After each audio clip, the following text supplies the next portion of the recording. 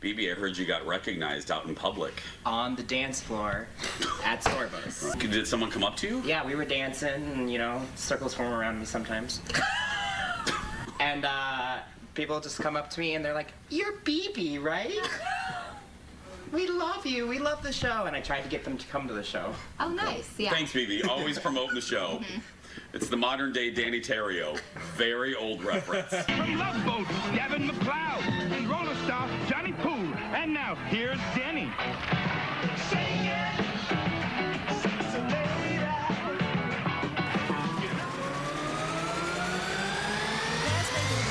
Here we go. Have a seat. Save your energy. We have an hour. I said if I was going to do TV, because I was never not going to be myself.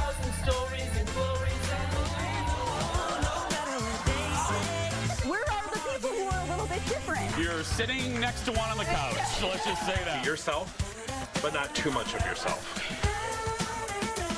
Now, here's Jason.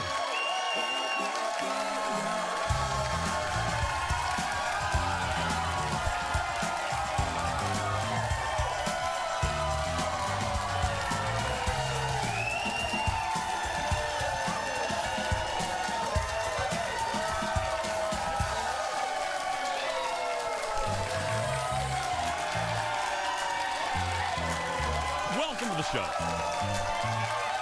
Welcome to the show. Thank you for being here. Welcome. Thank you. Hi, everybody. Thank you. Welcome to the show. You might have noticed everybody is basically dressed the same except for about 4 people. So I don't want those 4 people to feel like they're not in a club. So you're in a new club, and that club is the only 4 people in the audience who actually knows who we are. That's it. Yeah. Everybody else, just friends of the guests today. Everybody else. No, I'm kidding. Yeah. Fine, there's 7 people who know we are. Yeah. Cue the music, Leo. Let's get started, everybody.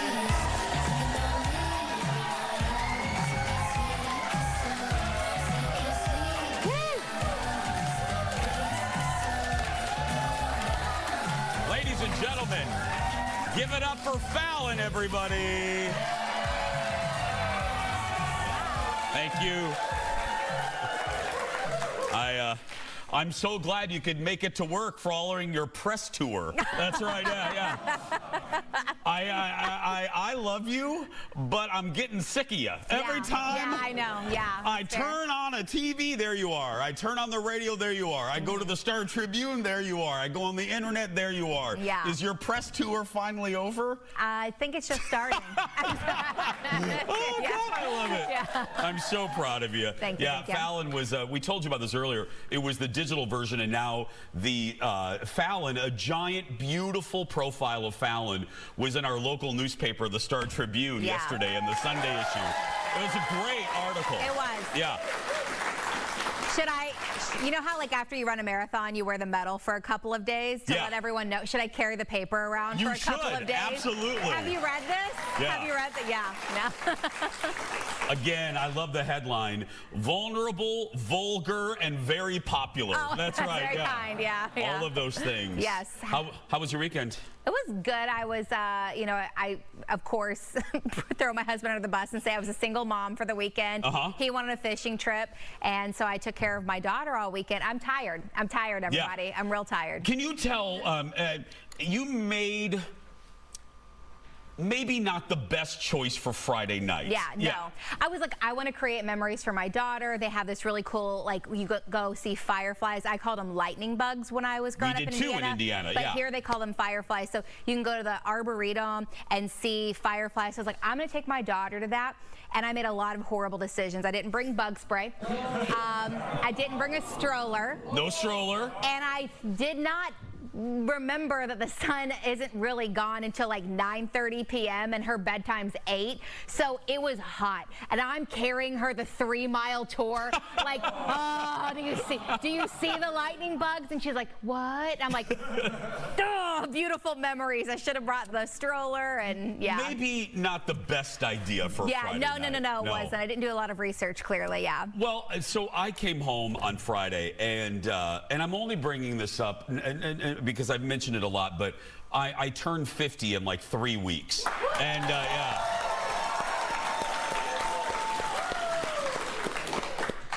So I get home on Friday, and I'm in a good mood. We had a good show. I had a good radio show. My husband, who wasn't feeling great, was feeling better. I was looking forward to just relaxing. And I come home, and when you enter my home, when you enter the condo, there's an island, a kitchen island right there. And on the island was one piece of mail, okay? And I thought, okay, and I walk up to him like, what is this? And it had my name, and it was from our corporation. It was from Fox. And it said, exciting opportunity. Oh. And I thought, ooh, am I getting like a Bart Simpson t-shirt or something? And I'm like, and then I open it up, and it's like, Jason, you are now eligible for a special enrollment period. Oh. And I'm like, an enrollment in what? Aaron, shut your mouth over there. And I'm talking out loud. Colin's sitting right there, and I'm like, special enrollment period for what? And I go, oh, life insurance. And I went, special enrollment? It's not November. And then Colin, under his breath, goes, it's because you're turning 50.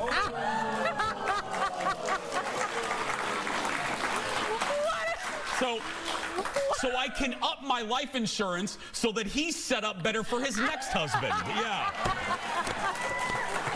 Oh, God. Yeah. I'm not hand to Oprah. I'm like, I can now boost my life insurance because I'm turning 50. I'm not going to set him up for his next husband. No. What an exciting opportunity. Right? Yeah. I love my job. Let's get started. Time for the hot dish. Roll it.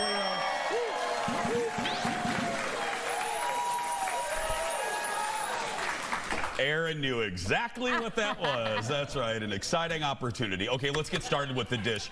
Okay, we knew this over the weekend. I knew this coming into the show. Usually the hot dish is fun, but you guys know what I'm going to say. We start with sad, and a lot of sad news, and the surprising news that Richard Simmons passed away over the weekend. That's right. Richard was found dead in his home on Saturday morning, a day after he turned 76. Now, according to TMZ, Richard fell in the bathroom of his home on Friday, but it's not clear exactly what happened after that, if that's what, started it. We don't know exactly how he died yet. Richard, of course, will be remembered for helping millions of people lose weight in the late 70s, the 80s, 90s, beyond, thanks to his exercise tapes and his healthy eating plans. You may not realize it, but this is, I always like to give you a little fun fact. Richard was introduced to all of us, was introduced to the world of popular culture on an old TV show on NBC in the late 70s and 80s called Real People. Watch a little bit of this profile.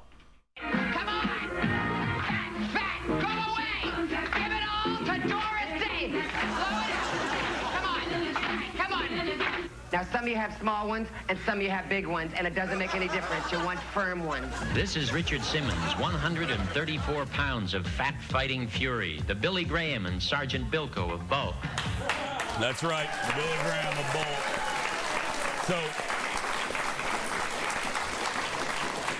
that appearance on Real People on NBC led to guest spots on game shows, as well as the soap opera General Hospital. Wow. Yeah.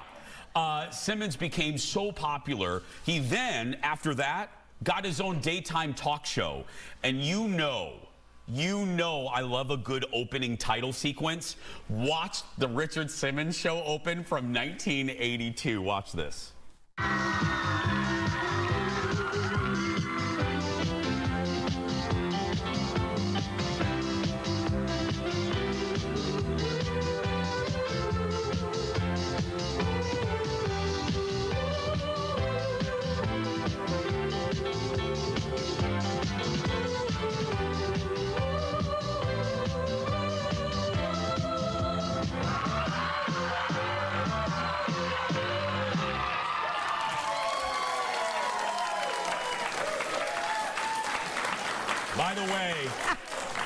By the way, you saw in that open, Richard had a bathtub on his set.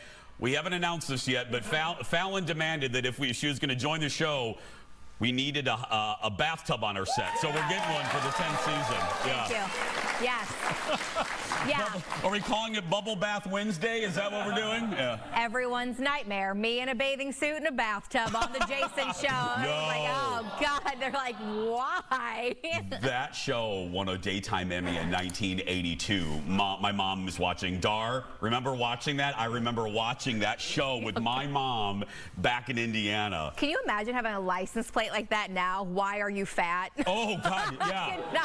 Oh, you would not believe the language that they use. Well, speaking of that, the station where we film or tape or broadcast our show from, Fox 9 in Eden Prairie, Minnesota, actually aired the Richard Simmons show. And Richard, back in 1982, came to Minnesota to promote it. Well, here's part of the story. We found this in the archives of our station where Richard visited Southdale Mall. Watch this.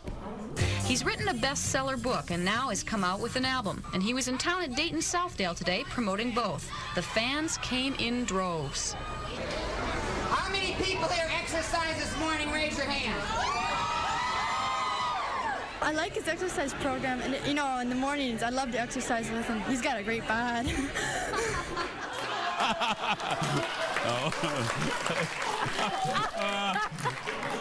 Oh, look, Richard doing the Drew Barrymore type of interviewing. Yeah, look at that. Well, of course, look, I could spend a whole hour talking about Richard, from Howard Stern to his appearances on game shows, but most of us remember him from The Stern Show to Rosie O'Donnell and more, but some of his best moments happened on The Late Show with David Letterman, including this great moment from 1994. Watch this. Hi. Hello. Look at Jeremy. Isn't that interesting? You and Jeremy are dressed alike. Same little outfit on. You didn't get her because you got Barbara Streisand. Come on out, Barbara. Don't do that. See? There you go again. It's just like a big funny joke to you. Walk back to town, Richard. Walk back to town, buddy. It's raining men now. Hallelujah. It's raining men. Don't sing again, or I have to go back to town. Oh. Richard always had a really great sense of humor. Yeah, and on Howard Stern, Richard, we call them drops in radio when they're little sound bites. You know that when there's little sound bites, they're called drops. Richard gave the Howard Stern show the best drop ever when he talked about Howard's producer, Gary Delabate. Richard just goes, Gary, and they use it all of the time. Gary. It's unbelievable. Richard, really quick to wrap this up. Richard just seemed like one of those celebrities that was immortal. You know what I mean, audience? That he would just be around forever because he was eternally youthful. The fact that he's not here is weird to me. Yeah. He had been a lot more silent in the past handful of years, for sure. But yeah, he's an icon. And helped so many millions of people's stories we'll never, ever know. God bless you, Richard. We're going to take a break. More Hot Dish when we return. Back in a moment, everybody.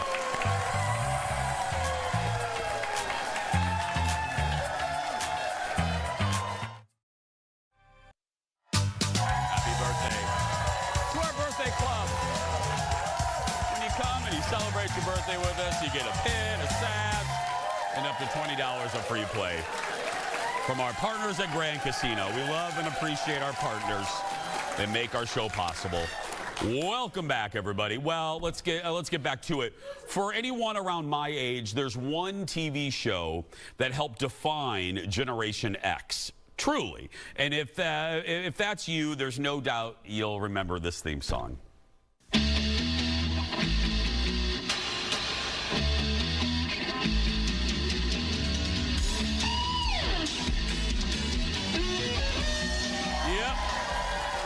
That's, of course, Beverly Hills 90210. Well, over the weekend, you know what I'm going to say now. I told you, a lot of sad news. A second star from the show died following her battle with cancer. Joining me live with more on the death of Shannen Doherty and more. Audience, give it up for Jacob from TMZ. Hi, buddy. Hey, Jacob. So we again, my mom always used to say, comes in threes. We learned about Shannen on Saturday. What do we know? What's the latest, my friend? So she passed away Saturday. We were told from her rep, Leslie Sloan, that she was surrounded by family, her dog too, at her home when she passed away. And this is after a long fight with breast cancer. She was initially diagnosed in 2015, then it went away, came back a couple years later, and of course, just very sad. She passed away at 53 years old. I know a lot of people who were fans of hers, like you, on 90210, in addition to Charmed and other shows, have been devastated. And I mean, really just tragic weekend all around. I know you were talking about Richard Simmons earlier, Dr. Ruth too, just very sad. Absolutely, and you mentioned Charmed. Her former co-stars of everything she was involved in paid the respects, including Charmed co-star Alyssa Milano. Now, it's no secret they didn't have the best relationship. What did Alyssa say, Jacob? Yeah, it was interesting because in Alyssa's statement, she spoke to the New York Post and said, listen, you know, it's no secret that me and Shannen had a fractured relationship, but the world is less without her. And if you aren't familiar with the beef between these two, they were co-stars on Charmed for years. But then apparently, according to Shannen, Alyssa went to the show's producers and said that she was going to sue the show for a hostile work environment if they did not remove Shannen. So ultimately, Shannen's character was taken off the show. These two did not like one another, but again, in light of her passing away, Alyssa issued a very sweet statement saying that she's going to miss Shannen. Absolutely. Moving on, amid her cancer battle, Kate Middleton makes a very rare public appearance on Sunday. What's the deets on that?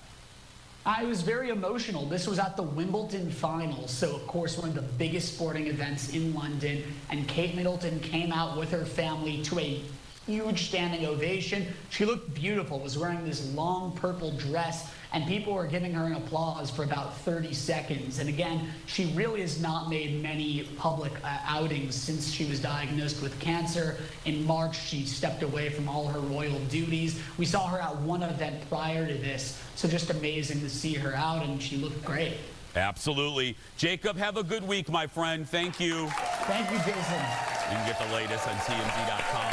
And check your local listings for TMZ on TV. You and I were maybe 10 years difference age-wise. Mm-hmm. It really, for me, I'm 90210 was came right as I was graduating high school. But Shannen in general, you know, she's about 4 years older than I am.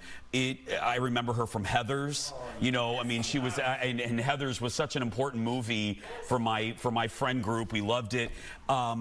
It's weird, and I don't want to get too sad and you know, down, but it's weird when you get to this point of your life, if I'm just being honest, and Jeff and I were talking about this today, and the people, I don't want to call everybody icons, but figures in your life, entertainment figures, start to go away. Mm-hmm. It's weird. It's like you don't know these people, but because you know, maybe it was a musician that provided the soundtrack for an event in your life. Or for Shannen, I remember 90210 in my beginning college years.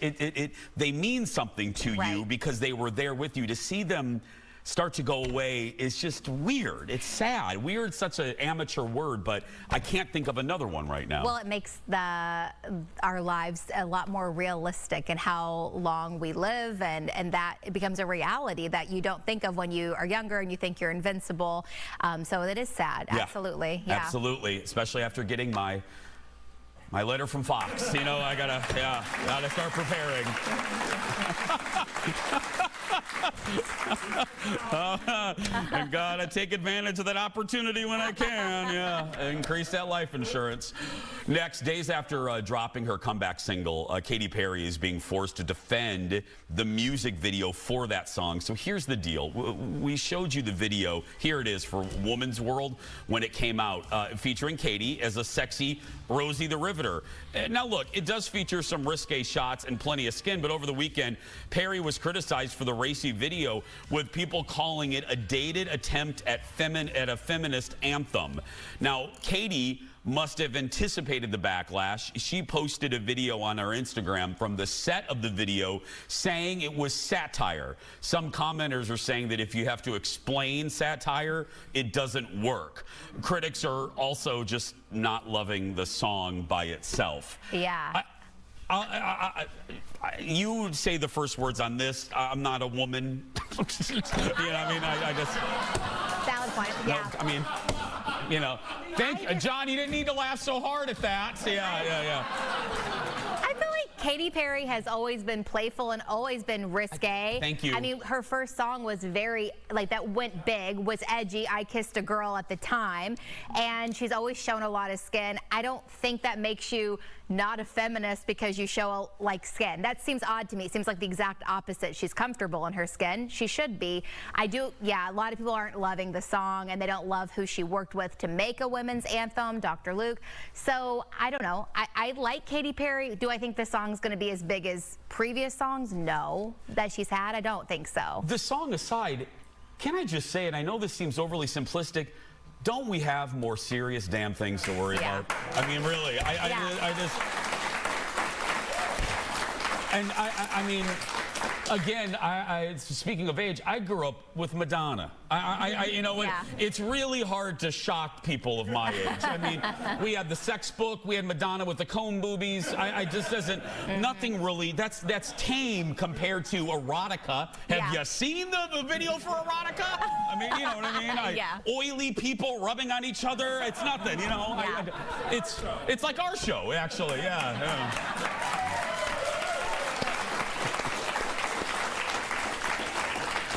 The group that's here, Bridging Hearts, they're really wondering why they came to this taping.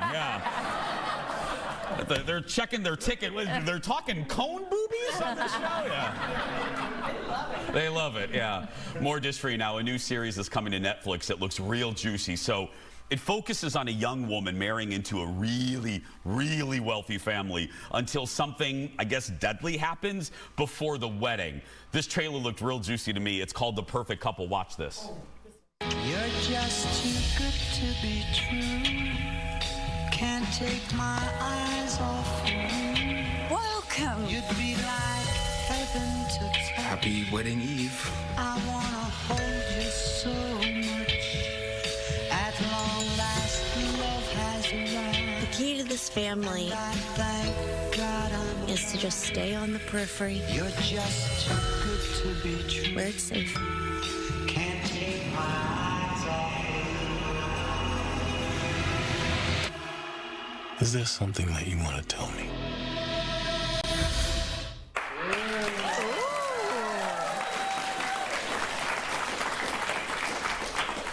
Rich people in Nantucket wearing salmon suits in trouble. That's right. Sign me up. Nicole Kidman and Liev Schreiber star in this new series. It's based on the best-selling book, and we're going to get it on September 5th. On Netflix. This is like catnip for me. Like this is so in my wheelhouse. Same. Did you watch the show she was in with Hugh Grant? It was called like The Undoing or something like that. It was so good. And obviously Big Little Lies. She's really great in this type of genre. So I'm excited. I just like rich people with a beach house in turmoil. You know what I mean? Like, yeah, because I don't have a beach house, so no. I don't want them to be happy. No. You know what I mean? If you have a beach house, I don't want you to be happy. No. I want you know what I mean?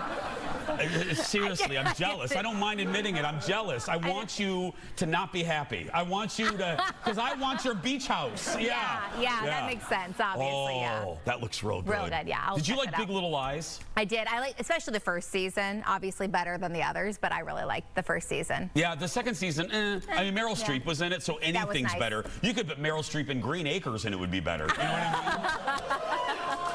mean? Somebody's a real big Green Acres fan in our audience, Okay, go get some more coffee. Go get an English muffin. Meet me back here right after this. Back in a moment, everybody. Coming up in just a little bit, Chef John Sugimura is back in our kitchen. We love dumplings. You love dumplings, but can you make them yourself? John is going to show you. And a little bit later, we're opening up the Jason Show mailbag, and you have a lot to say about our big announcement last week. That and more when we come back.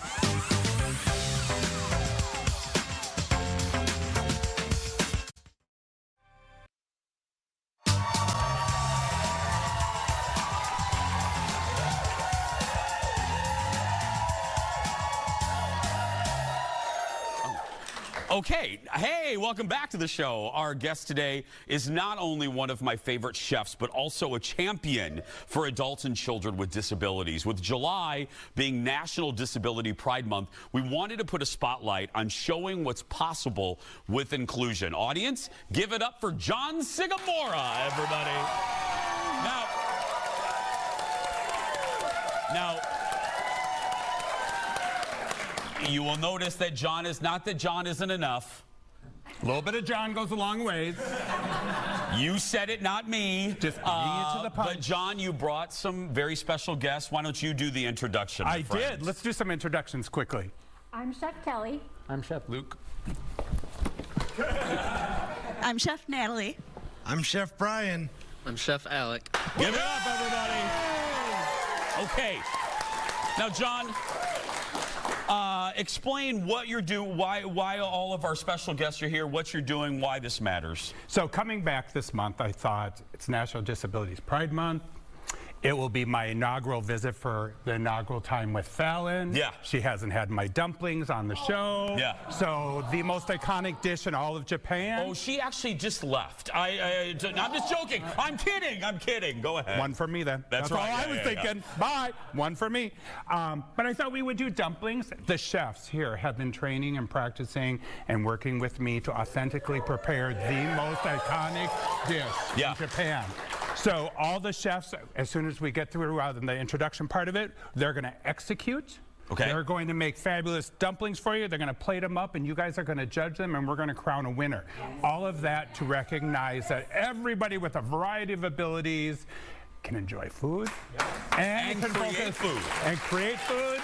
And it focuses on my other passion. Literally, special education and autism has been my life since my very first job. Let me compliment you, and then let me ask a question. Here's the compliment. A lot of people come on and say what John just said, and they'll put up, a graphic of like, oh, go to this picnic. This guy walks the walk and talks the talk. He does events all years around. He barely has a social life because he's because he's so busy.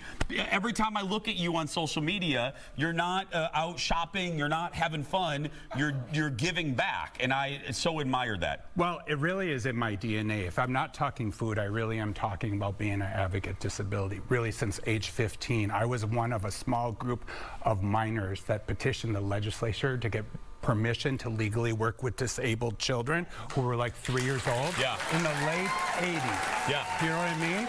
So, you were very young then. I was very young then. I was 15. That's right. But my point is everybody watching the show is impacted by what we're doing today, food and disabilities. Everybody watching the show, this will make a difference too. I want to get the chefs in front of their kitchen, but I want to quickly ask, because you've tried to tell me how to make dumplings, and it's very hard, so I have so much respect. This isn't an easy thing to do, right? This is day 6 of 6 different training episodes where they've been practicing every aspect. They are authentically our chefs making these dumplings. I work with hundreds of chefs. Most of them would struggle as much, if not more, than these folks. Let's get out of the way. Audience, give it up. We're going to put them in front of there. Let's go over here, John. You instruct them, my friend. All right. I'm going to give you guys some cue. Alec on the end is my sous chef for everybody. Go ahead, chefs. Why don't you go ahead and start folding your first one using your offset spatula to move the protein on there. Fold one and get it going. They folded 4 right before the show. They're going to start cooking it. Alec, you're going to turn on their burners in just a second. We're going to properly cook them in the next segment, and you guys will do an official judging. Now, don't be easy on them. Be hard on them. Hold them accountable to appearance and pretty food, taste, and garnishing and plating, just as if you were at the restaurant. Just like if we were at the restaurant. No free passes here. We're holding them to the same expectations I would hold anybody that I'm training to. What is the hardest part as we're watching them begin the process for the art, because it is an art, It is an art. What is the hardest part of making a great dumpling, in your opinion?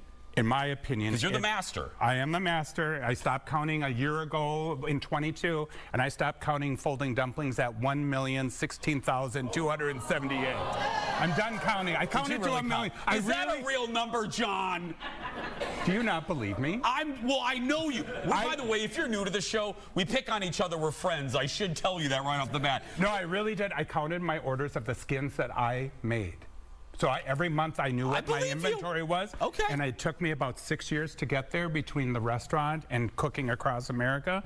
And so when we were doing these, I was like, we have to do dumplings. We have to do dumplings for Fallon. We have to do dumplings for everybody to give them a try here so that they can be judged. But it really is the most iconic dish. And if you think about it, I'm doing dumplings across the country for the company I work for, Taher Food Management, which is supporting us to this. They said, go do something fantastic for Disability Month. So why not do a cook-off on the Jason Show doing dumplings with Bridging Hearts. That's right, Bridging Hearts is the group. Yeah. Can I make a pitch for Bridging Hearts? Can you what? Can I make a pitch for Bridging Hearts? John, I love you so much. You could, if you wanted to dance with Bjorn right now, I would let you. Anyway, yeah. But no. Don't fall for it. He's going to yank it right out from under me. No. Do a plug. They're great. It's everybody in the audience today, for heaven's sake. Yeah, what are they? When you have a disability, the most important thing is to have friends so that you participate in the world and you don't hide out at home. So when you have friends, everybody does better, and it's those small incremental successes that make a big difference in your life. So I've been with Bridging Hearts for a long time, but Bridging Hearts is in Minnesota, in the metro area, and Duluth, and their only objective is to have a social group for folks with intellectual disabilities, traumatic brain injuries, all kinds of things where a little extra nudge will keep them having fun in the world, and today we're making dumplings on the cliche of a little goes a long way. A little goes a long way. Give it up for the chefs, plural. We're going to continue cooking. You're going to see the end results, and Fallon and I will judge on the other side of the break. We'll be right back, everybody. Back in a moment.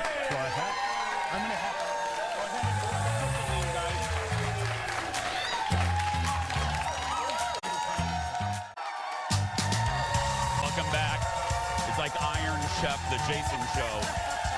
Chef John Sugimura. Chef John Sugimura helping put the final. No, John, continue to show him your backside. Go ahead, John. Continue. John helping the chefs finish up the last minute details of the plating, getting the dumplings ready. I got to tell you, during the commercial break, and the audience can back me up, these pros needed very little help from the chef down there. They're doing a great job. Yeah. Are we while John helps put the finishing touches, Fallon is back out here to help judge. That's right. Yes, thank you.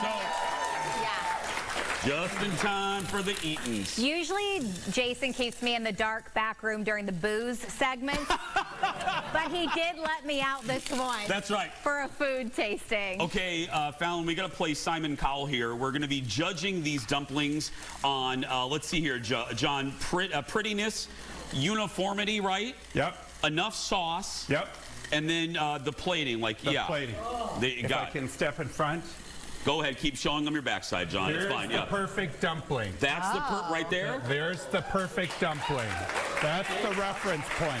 Okay. All right, plate up, chefs. Okay, plate up and get samples going. They're going to plate up. Now, John, do we take one from each chef? Is that how you want it? You can take a bite of each one, however you'd like to, or if you know based on pretty, you know exactly what you're zooming in for. Okay. Give it a try. Fallon, let's go down here. He's checking temps. Grab a fork here. Hit it let's with sauce, grab me Kelly. one if you would. Okay, here we go. This is not... Bottom side up, smiling at you, the dumpling should be, with a nice radish wheel on top. I'm sorry, bottom side up, smiling?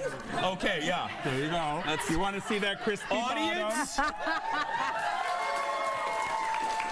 Okay. Oh, that's beautiful. That is beautiful right there. That is, yes. Presentation is beautiful on this one. Okay, Fallon, go ahead and just stick that. She's hot. Take a bite. She's hot. Let's see. You don't have to eat the whole thing. Save your appetite, Jason. Have you met the two of us? Taste. I know. It's not a buffet. Okay, I know. We just talked about going to the buffet earlier. I know, yeah. I rest my case. Fallon, here's chef number 2. Oh, Oh, yeah. You need that radish wheel. Thank you, thank you. Yeah, John, you can help serve us if you want to. Yes, sir. Right away, I was sir. just gonna Absolutely, say, yeah. sir. Okay. There we go. Thank you. There you go, sir. Okay. Let's eat this one. Are you eating the whole thing? No. Oh, okay. I am. I don't care. Here's number 3. Oh, wow. Okay. How are you doing? You're on last. I'm on to number 3. Is he at 10? I feel like I'm going through them too fast to even describe my flavor profiles here. It's fine. They're so good. And This is number 3, John? 3 and Okay. 4. One Okay. second. And 4. They're all, okay, I'll save my critique till the very end. Save your critique to the end. Okay. Okay. Okay. So, I feel guilty just. This is 4, right, John? yes. This is the last one. We are judging. Based on flavor, appearance, the crispiness, Okay, the sauce, and you're going to crown the winner. Okay. Okay. I must tell you, I do have a clear winner. And I'm You not do? joking. Fallon, do you have a clear winner? I'm between 2, I feel like. Oh, we are very different. Okay. Okay. So this is a toque. This is your formal chef hat. Okay, you go first, ladies first. You crown your winner. Okay. And then I'll take the hat off and crown mine. Okay. Yeah, You're going to have his 2. Okay, go ahead. Okay. I feel like I'm going.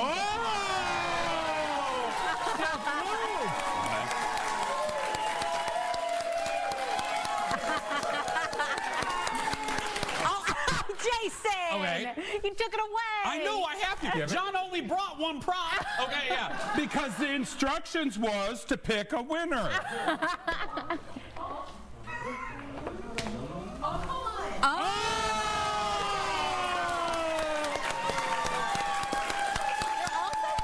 Give it up for John Sugimura, Thank you everybody, in the so much. shots. Your inaugural dumpling. We'll post this. We'll post this a little bit later on our socials. One more time for the chefs, everybody. We'll be right back with the mailbag. Back in a moment. So good. That was great, everyone. They were all great. Thank you so much. Thank you. Thank you. Welcome back.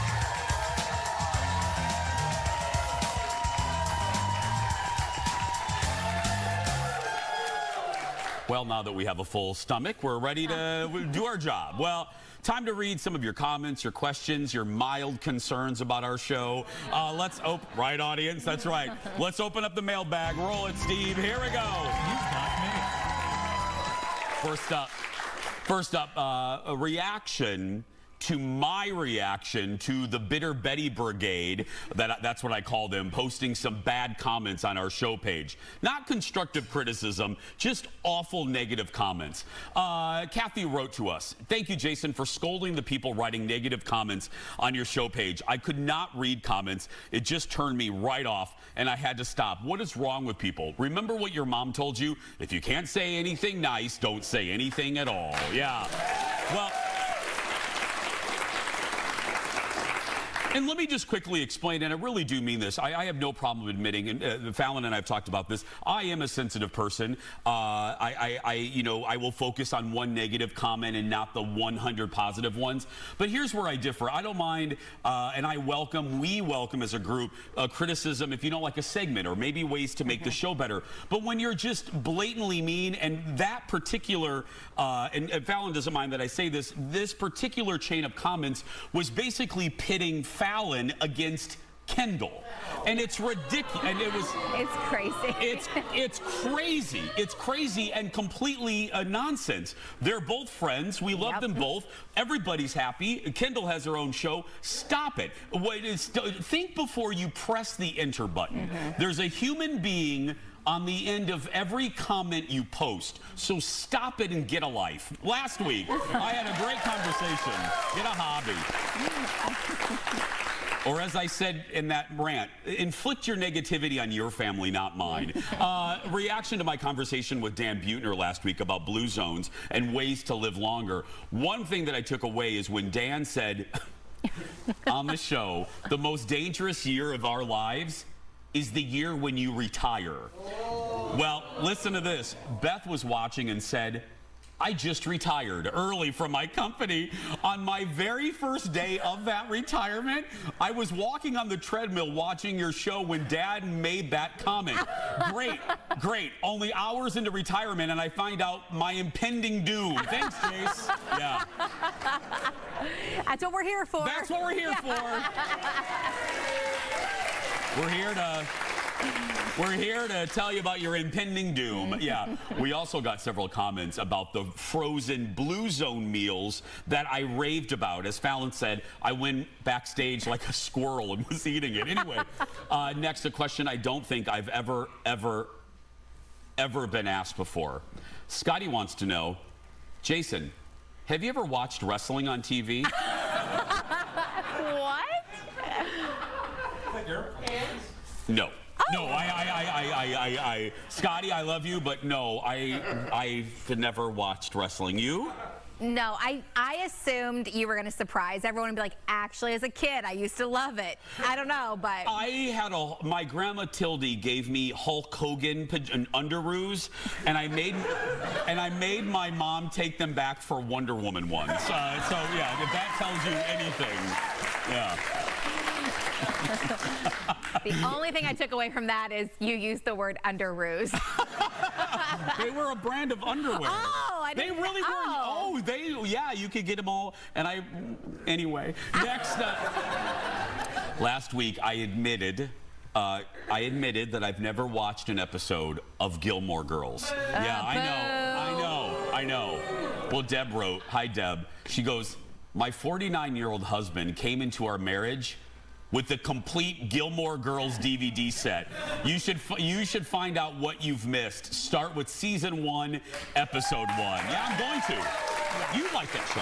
Oh, it's my favorite. It's my favorite TV show, but you're going to be in it for a commitment. But it's just great. Did you watch the Mrs. Maisel show? Yeah, the Marvelous Mrs. Maisel, the season 1 I watched. Okay, so same writers. Okay. So it's that quick, like tons of dialogue, very funny, sharp, yeah. Okay. Unique, weird characters you would love, yeah. I'm on it. Finally, a message from Melissa. Hi, Melissa. She says she really loves our Best Thing Ever segments. That's like our version of Oprah's Favorite Things. She discovered the Nespresso, calling it her best thing ever. She also shared pictures of the coffee drinks her and her husband have created. Yeah, saying that Jason Show mugs are the perfect size for those drinks. Wow. That's right. Well, hey, you gotta come to the show and maybe win a new season 10 mug coming up. So yeah, thanks everybody for your comments. We really do appreciate it, and we tried to read as many as we can. We're gonna take a break. We're gonna wrap things up right after this. Back in a moment. I have never watched wrestling.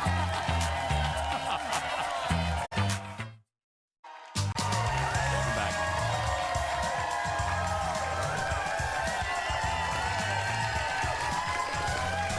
Welcome back.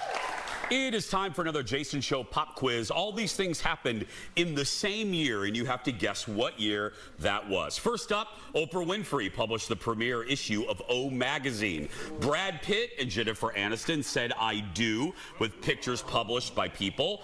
And the internet was still fairly new, with only 41% of U.S. homes connected. And Faith Hill topped all the music charts with her huge hit, Breathe. So, what year was it? Was it 1999, the year 2000, or 2001? The answer when we come back right after this.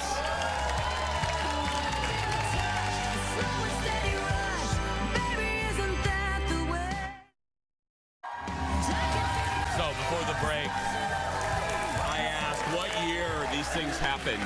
Faith Hill had the biggest song of the year with Breathe. The first, the Oprah Magazine hit newsstands. Remember magazines, everyone? And Brad and Jen got married, and only 41% of homes had the internet. It was the year 2000. Yeah.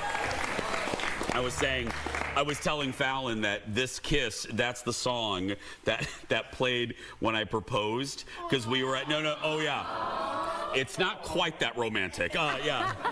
We were in front of the Bellagio fountains, and usually they're up-tempo songs. So I had to wait till a halfway decent song. So this one came on, and I remember thinking, well, this'll do. You know what I mean? And the whole time, Colin is complaining about where we're standing. He's like, why are we standing here? Like, there's a much better view over there. And I'm like, do I really want to propose right now? Like, not a great song. And he's complaining about the location. And So it was romantic. It was very romantic. It ended up to be romantic, but good. not initially. Hey, let's one more time. Thanks to our great audience today. Our chefs, our wonderful chefs. They were all winners. And again, the great chef John Sugimura. Follow him on social media for the latest on what he's doing and how he's giving back. That's going to do it for us. But if you're watching and you're a kid that's being bullied, you go out there and be yourself, because nobody can tell you you're doing it wrong. Have a fantastic day, everybody. We'll see you back here tomorrow. Should we go eat the rest of the dumplings? Yes, immediately.